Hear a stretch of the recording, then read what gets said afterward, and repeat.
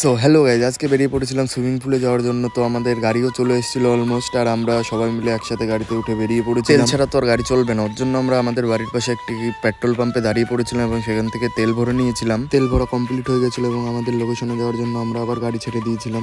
তারপরে সবাই সবার নিজের তেল বের করার জন্য নিজ নিজ জায়গায় চলে আর আমি যাবো, রেলগেট পড়বে না তাই কি কখন হয়, ওর জন্য আমরা সবাই দাঁড়িয়ে ট্রেনের অপেক্ষা করছিলাম কখন আসবে ট্রেন। তো তারপরে আমরা হাই রোডে উঠে পড়েছিলাম। সুইমিং পুলে তো চলে এসেছিলাম এবং এখানে এসে দেখি এটা বন্ধ। একটা ভাইয়ের কাছে শুনলাম, ভাই এটা কি হয়েছে, বললো এখন এটা আর খোলে না। স্নান করার জন্য বেরিয়েছি, স্নান না করে বাড়ি গেলে কেমন একটা দেখায়, ওর জন্য আমরা আবার বেরিয়ে পড়েছিলাম চাকদা ঘাটে যাওয়ার জন্য। তো চাকদা রোডে জাস্ট ভিউটা দেখো কেমন লাগছে।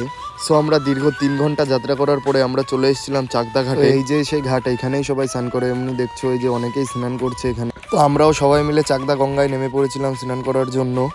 স্নান কমপ্লিট করে এখন যাচ্ছিলাম গাড়ির কাছে। তারপরে গাড়িতে উঠে পড়েছিলাম আর গাড়ি ছেড়ে দিয়েছিল। আমি যতক্ষণ বাড়ি যাই তোমরা আমার মিনি ব্লগ চ্যানেলটিকে সাবস্ক্রাইব করো।